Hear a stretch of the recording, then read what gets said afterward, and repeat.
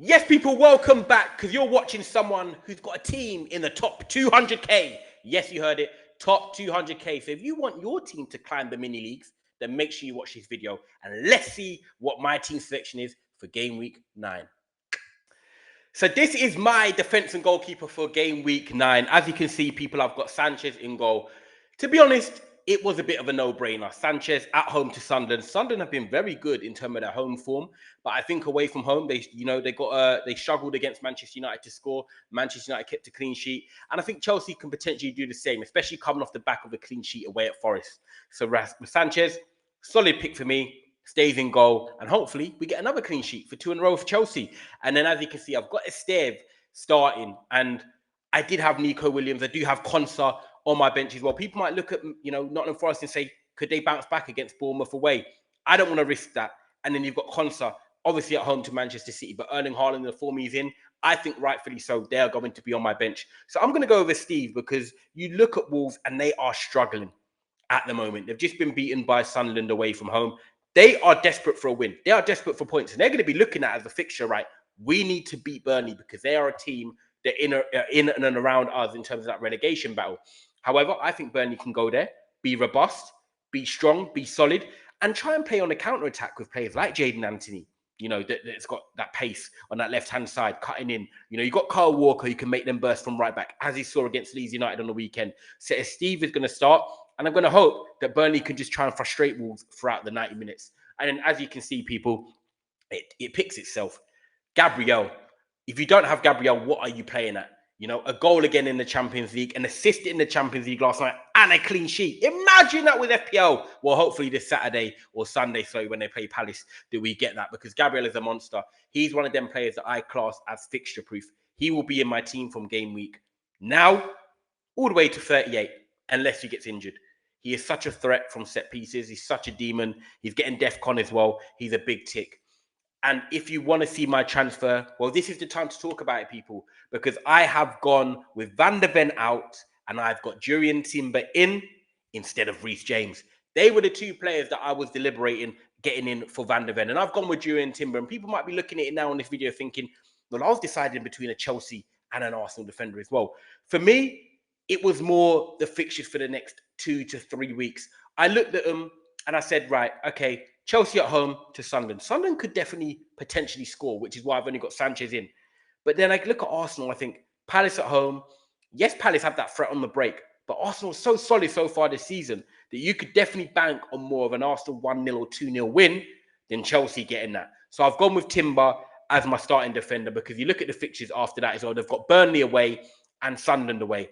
Now, they're two games that I'm definitely going to start Gabriel and Timber both in. So for me, it was a transfer that was not just for 1 week, it was at least for 3-4 weeks. So that is my defense and goalkeeper for game week 9.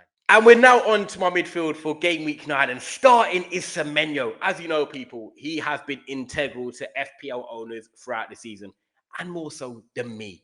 I've had him in for a long time now. His price has risen, but he keeps contributing. He keeps being that main creator for Bournemouth. But the only tricky part I'm looking at now is that he's now playing a Nottingham Forest team, which is going to be Sean Dyche's first game in the Premier League. Now, we know that Sean Dyche sets up in a very pragmatic way. He likes to counter, he likes to be punchy, tries to use set pieces. Now, is that going to limit Semenyo in the final third? Well, I'm hoping that old habits die hard and Bournemouth can put the pressure onto Nottingham Forest, get a goal early, and meaning Forest have to come out and play more football. So let's see what happens with Semenyo. If he gives me one return, I'll be very happy with that. And now I've got Bukayo Saka. Now, Saka I put in a few weeks ago, and he's still about 15% ownership. So I still look at him as a differential. And I'm hoping now he's fully fit, he's finding his rhythm, Arsenal also keeping clean sheets and scoring goals, that Saka can now add a return into the team performance this week. Last week, he didn't get a return, but he got a clean sheet and he got DEFCON points. So he actually got 7 points without a return. And I was very happy with that as a Bukayo Saka owner. So I'm hoping that this week, if you can do the same, but also get a return, big tick in the box. And Arsenal at the moment, they are a team you should be looking to attack with. Kudus, I've basically started him over Joshua King. I haven't started Kudus because I particularly want Kudus this week.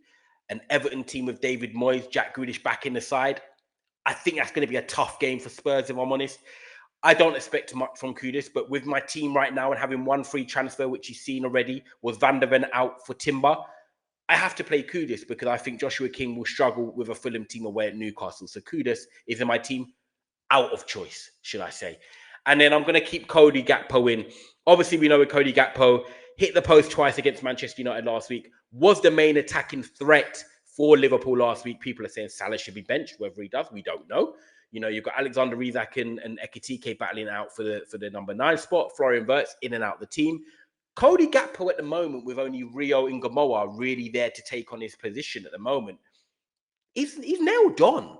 And what I like about Gakpo is that he's not the most prettiest footballer. He's not always involved in all the build-up. But from an FPL standpoint, he's there arriving at the back post. He's there cutting in and shooting. He's got a lot of attacking positives. He likes to be a bit greedy and selfish. And when it comes to FPL, I'm not going to be complaining. So Gakpo stays in my team. And I'm hoping against a team like Brentford, who are playing a lot of low block counter-attacking football, that it's an open game. And we see goals for both teams. So that's my midfield for game week 9. And now we've got the attack, which I'm hoping can deliver this week. Yao Pedro will be starting for me. And please deliver. Basically that. Because I'm looking at the fixtures now that Chelsea have got, and you're thinking now is the time for Yao Pedro. He's got a bit quiet recently, but now I need him to bounce back. Some people have got rid of him. He's still got 58% ownership, but I am going to stick with him. You've got Sunderland at home, Tottenham away, Wolves at home. There are 3 fixtures that you're hoping that he can at least get returns in 2 of them. And he's probably most likely guaranteed 90 minutes, especially with Cole Palmer missing. So Yao Pedro starts against a team that's just come up from the from the Championship into the Premier League. And I'm expecting Chelsea to continue their winning form in the league. So Yao Pedro starts. And of course, it's a no-brainer. Mr. Captain himself, Erling Haaland, is steering the ship for Ty, the tactician. Again, a goal against Villarreal. I think making that over 20 goals in all competitions, including internationals this season. We all know that Erling Haaland, every season for Manchester City, starts strong. Then he can have a little bit of a fall off. But at the moment, he is looking fresh. He is looking hungry. He's looking fitter than ever. And at the moment, they are playing towards his strength. He is a no-brainer. No matter who he plays against, Erling Haaland has to start, and he has to be my captain this week. And then we've got Jared Bowen, who was my transfer in for game week 8.